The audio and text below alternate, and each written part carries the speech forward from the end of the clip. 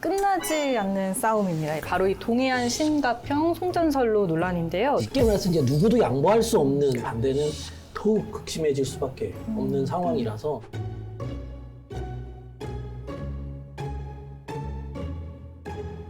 강원도를 찾는 대선 후보들 많잖아요. 강원도의 희생을 보상하겠다. 꼭 이게 선거철에만 이런 얘기가 나오는 거 아닌가.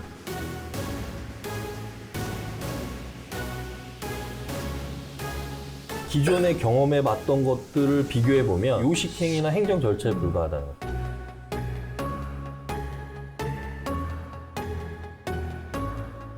일방적인 희생을 강요하는 게 아닌가. 제2의 밀양 송전탑 사건으로 비화되지 않을까.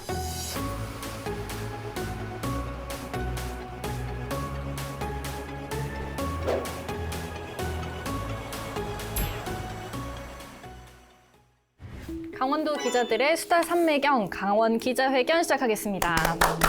네, 이번 시간에는 최성식 총국장님 그리고 오랜만에 찾아와 주신 최경 핸섬 기자님 그리고 안녕하세요. 언제나 유쾌한 정결리 변호사님 함께합니다. 요즘 좀 대선이나 지선 앞두고 좀 정치권이 좀 시끄러운데 일단 선배님 좀 요즘 어떻게 지내세요?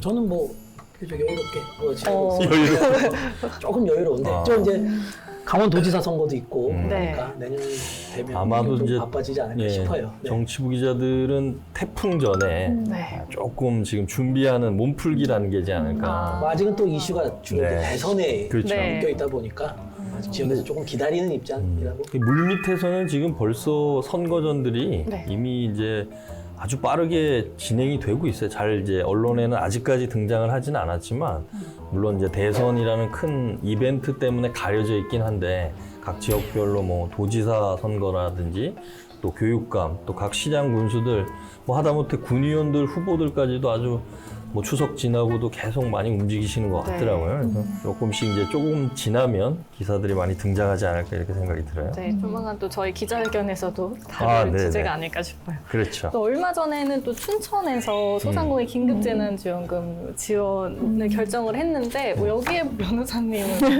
어떻게 소상공인은 아니시잖아요. 네, 네. 저는 소상공인도 아니고 코로나19 방역 조치로 또 제한받은 업종도 아니기 때문에 네. 그 대상은 아닙니다. 그래서 그때 처음에 코로나 초창기 때 전 국민한테 20만 원인가요? 지원금 준 이후로 전혀 받지 못하고 있어요. 아니 근데 되게 어렵거든요. 변호사 업계도 사실 많이 이제 좀 힘든 사람도 많고 어려운데 전문직 같은 경우에는 거의 받기 어려운 상황이죠. 그렇죠. 네, 그 상위 12% 자부심. 근데 자부심만. 근데 그게 무슨 상처뿐인 무슨 용량이지. 저도 받고 싶었다고. 그렇죠. 지금 이제 자영업자들 같은 경우는 대표적인 게 이제 영업 금지를 당하는 네. 그런 이제 업종들이 있잖아요. 유흥업소라든지 식당이라든지 시간을 제한을 받거나 그러니까 이런 분들은 사실은 지금 우리나라 수출 경기가 상당히 사상 최대 실적 이런 것들이 연일 보도가 되고 있는데 그러니까 국가 전체로 보면 어떤 경제 지표들이 좋은 방향으로 나가는 건 맞지만 내수는 상당히 위축이 될 수밖에 없죠. 그리고 특히 소상공인들이나 자영업자들 같은 경우는 우리가 하다못해 밖에 나가서 외식을 하거나 회식을 해본 기억들이 별로 없는 네. 것처럼 2년 정도는 계속 어떤 위기 상황이 이어지면서 버티지 못하는 분들이 계속 나오고 있어서 물론 이제 춘천시나 일부 지자체에서 그런 어떤 긴급 지원금들을 지급을 하고는 있지만 사실 그 피해에 비해서는 상당히 낮을 수밖에 없는 거라서 이 부분은 계속적으로 저희도 관심을 가져야 되지 않을까 이렇게 생각이 들어요.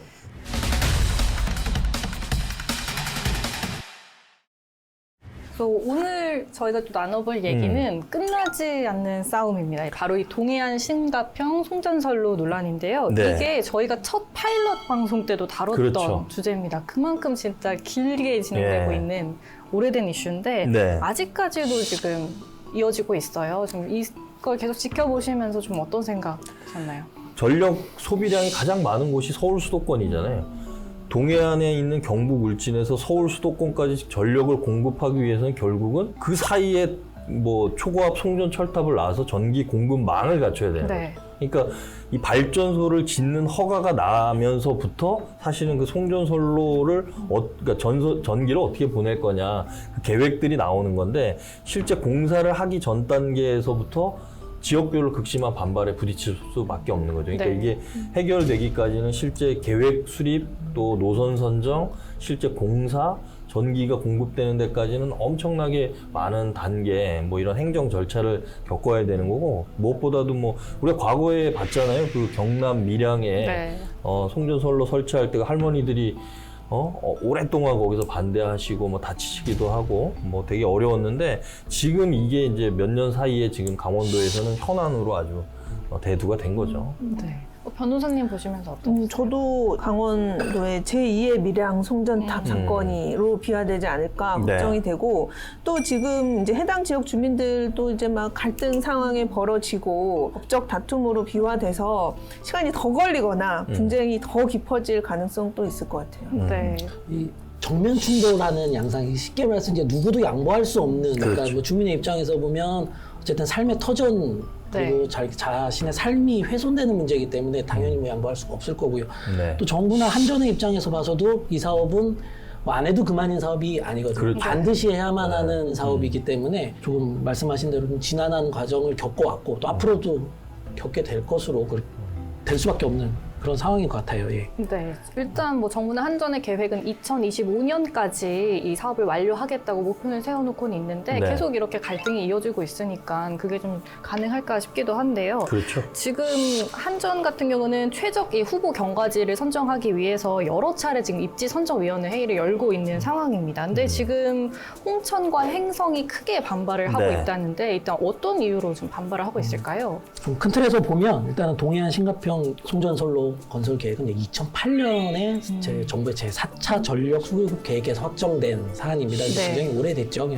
이미 지금 강원도와 경북, 이 동해안이 주로 이제 우리 에너지 벨트인데 전 국토 차원에서 본다면 네.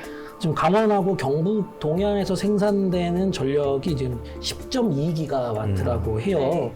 그래서 이제 동에서 서로 이 전력을 이제 보내야 하잖아요. 네. 보낼 수 있는 이제 송전선로 현재 지금 이미 갖춰진 송전선로의 최대 용량이 11.6기가와트. 네, 임박했죠. 아까 그 울진의 원자력 발전소 이제 말씀 잠깐 하셨는데 국장님께서 신한울 1호기, 2호기 네. 이미 이제 완공이 돼서 이제 운영 허가만 받으면 바로 가동이 되는 상황이에요. 그 발전 용량이 약 2.8기가와트라고 하는데 그것만 합해도 이미 지금 수용 용량을 넘어갑니다. 네. 수용 용량을 넘어가고요. 그리고 2024년까지 지금 건설이 완공이 지금 예정된 화전이 이제 강릉하고 삼척에 그렇죠. 합하면 이제 4기가와트가 추가가 돼요. 그래서 정부 입장에서는 2025년까지 반드시 송전선로를 해야만 이 동에서 생산된 에너지를 수도권으로 네. 보내야 되는 입장인 거죠. 그래서 이제 정부 입장이 굉장히 좀 시급하다. 뭐 발에 불이 떨어졌는데 현재까지 이제 17차 입지선정위원회를 거친 것으로 알고 있는데 이제 입지선정위를 거쳐야만 이 경과대역에 대해서 어떤 정당성을 가질 텐데요. 이 동해안 신가평 진안은 이 송전선로가 진안은 440개 철탑이 세워지는데 네. 진안은 시군이 전국 11개 시군입니다.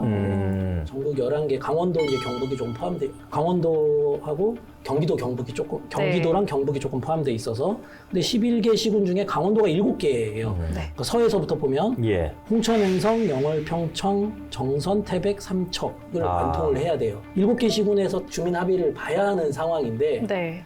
그 입지선정위원회 이제 주민들 주장을 좀 종합해 보면 이제 공무원이나 어떤 이제 찬성 측 입장만 들어가 있어서 주민 전체 의견, 특히 반대 입장은 전혀 대변하지 못하고 있다는 입장이라서 네. 지금 입지선정위원회가 계속 이제 확정을 할 거고요. 그것들이 이제 뭐 환경영향 평가나 이런 행정 절차를 거쳐서 확정이 될 텐데 그 확정되는 과정에서 주민들의 반대는 더욱 극심해질 수밖에 없는 상황이라서.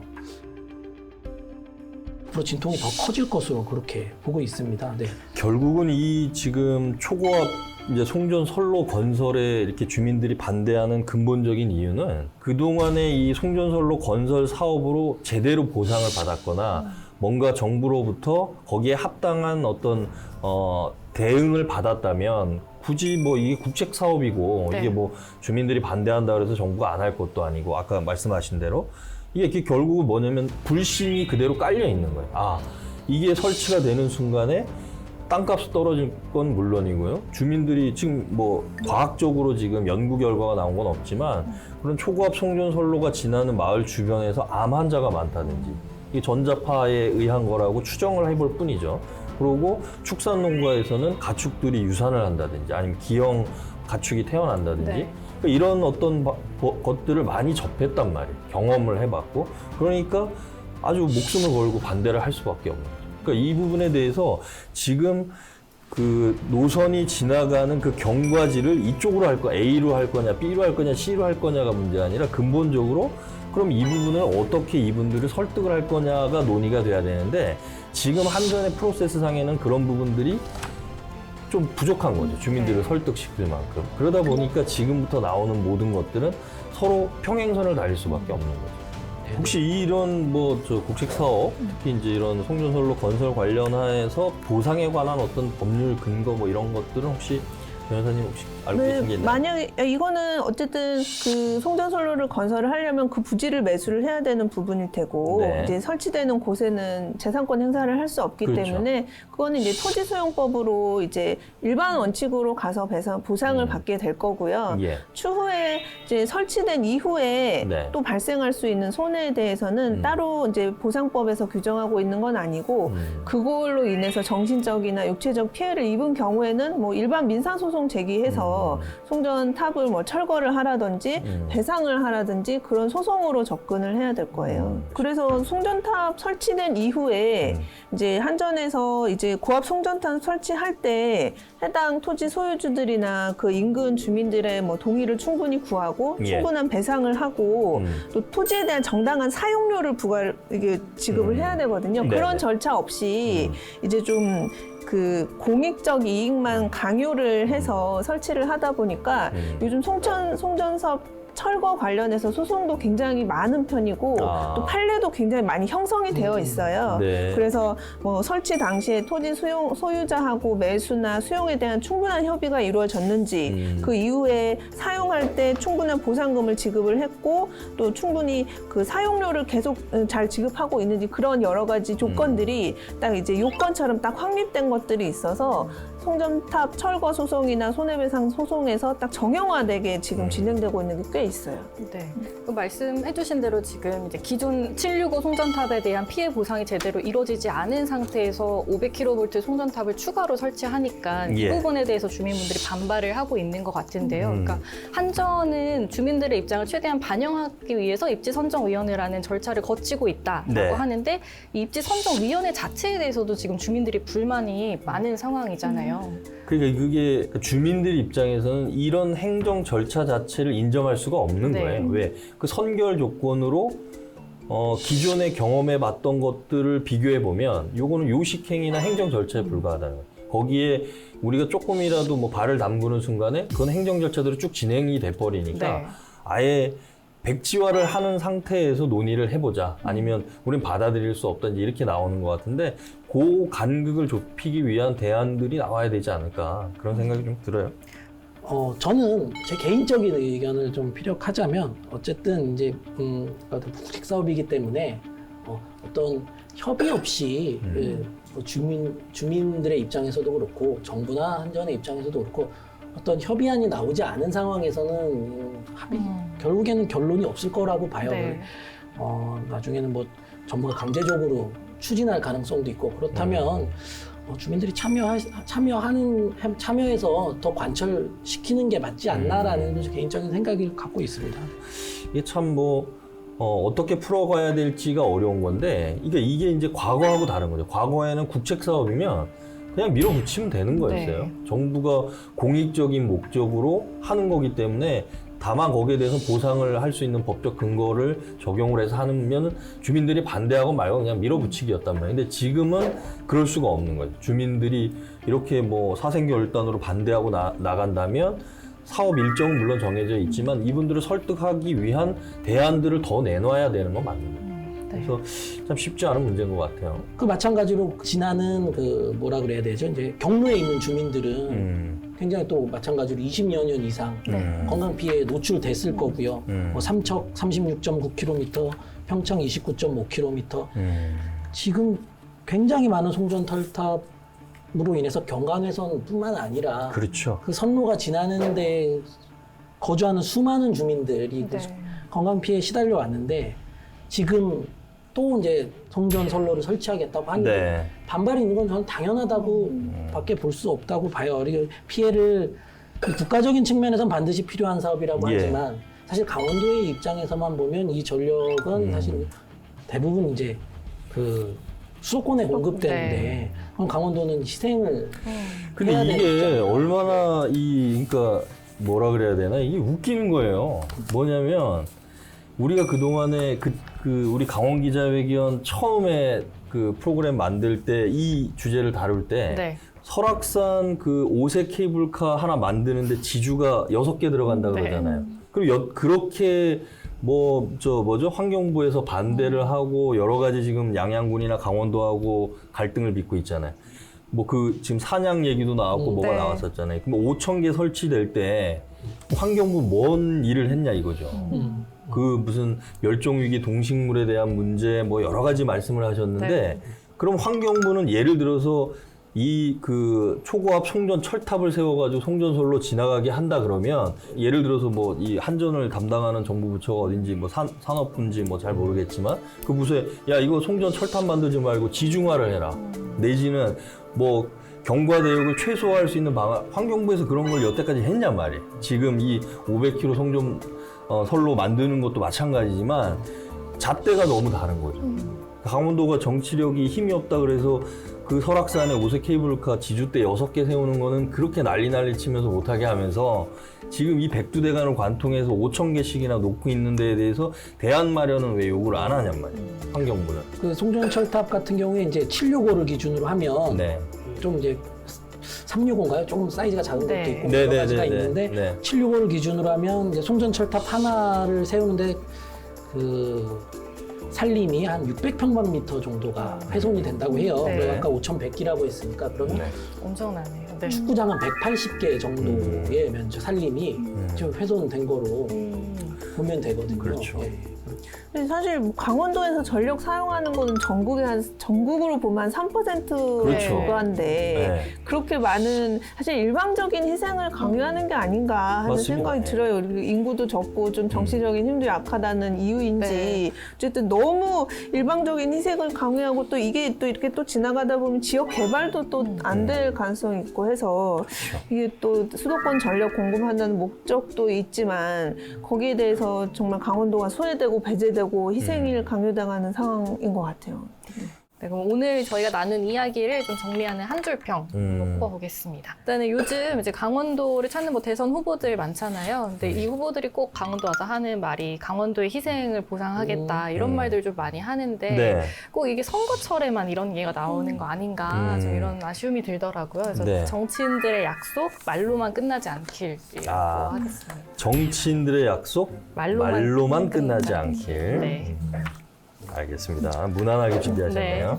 아까 이제 저희가 이제 굉장히 서로 양보하기 어려운 사안이고 결과를 내기 어려울 거라고 이제 많이 예상을 했는데 근데 결국에는 이제 정치적인 영역이라고 생각을 해요. 네. 우리가 정치에 대한 불신이 굉장히 깊고 정치판 이렇게 굉장히 안 좋은 표현을 쓰면서 정치에 실망하기도 많이 하지만 사실은 이제 정치의 아름다움은 결국엔 저는 중재와 타협에 있다고 보거든요. 예. 한 줄로 해야 되는군요. 네. 정치의 아름다움은 갈등 조정과 중재. 이 정도로 정리를 해보겠습니다. 저 또 빨리 할게요. 국장님 하시기 전에 빨리. 아까 이거 기사를 계속 찾아보는데 마을 주민들 간에 그렇게 막 싸우시더라고요. 네. 근데 마을 인심 다 사라지고 마을 공동체 다 깨지는 상황 같아요. 그래서 주민 동의 없는 국책 사업, 마을 인심 다 어디로 이렇게 해봤습니다. 저는 여기에 좀 와닿아요. 아까도 이제 말씀드린 거지만 한 줄로 얘기하면 강원도는 더 이상 수도권의 희생양이 아니다.